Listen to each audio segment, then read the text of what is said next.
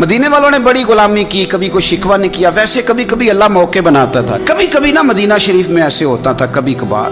ایک دفعہ نا جب کچھ علاقے فتح ہوئے تو بڑا مال آیا فتح مکہ کے بعد. تو بخاری مسلم میں حدیث ہے.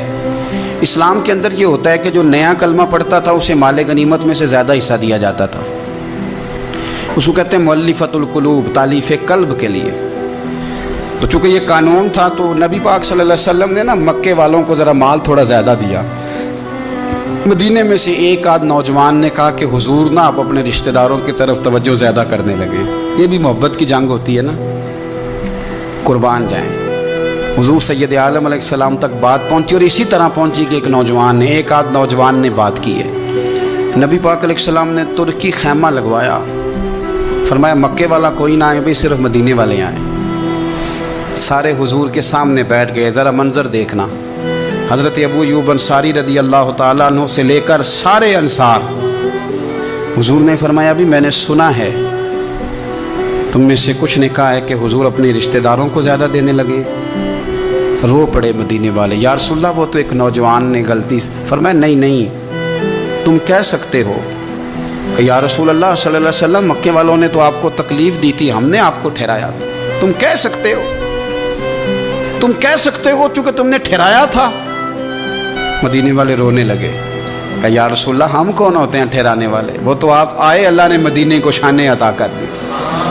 میرے محبوب نے فرمایا تم کہو نا کہ یا رسول اللہ مکے والے تو بدر میں تلواریں لے کے آ گئے تھے، ہم تھے جنہوں نے سینے پیش کیے تھے. وہ رو رہے ہیں. نہیں حضور ایسا تو نہیں ہے، وہ تو آپ نے مہربانی کی تو بدر میں ہم میں سے کچھ شہید ہو گئے، کچھ غازی بن گئے کی برکت سے. حضور نے فرمایا تم کہو کہ احد کے میدان میں انہوں نے پتھر مارے تھے، ہم نے سینہ پیش کیا تھا. حضور بھی رونے لگے، مدینے والے بھی رونے لگے.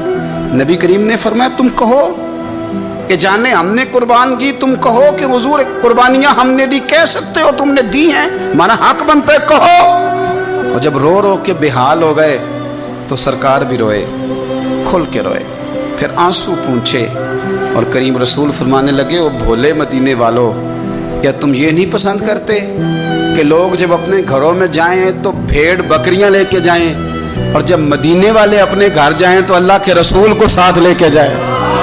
تم یہ نہیں پسند کرتے کہ تمہارے ساتھ میں جاؤں؟ یہ نہیں تمہارا شوق؟ دیکھو کسی کے حصے میں کچھ آیا، کسی کے حصے میں کچھ آیا، کسی کے حصے میں کچھ آیا. مدینے والے وہ لوگ ہیں جن کے حصے میں اللہ کا پیارا حبیب آیا. تمہیں رسول کریم ملے، تم کتنے خوش بخت ہو، کتنے خوش نصیب ہو. تمہیں نبی پاک کا ساتھ ملا. حضور ہے، یہ ہے ارض جنت، یہ طیبہ کی زمین ہے. جنت بھی یہیں اور مال کے جنت بھی یہیں ہے. مدینہ طیبہ کے ساتھ مسلمان کا خاص پریم رہا.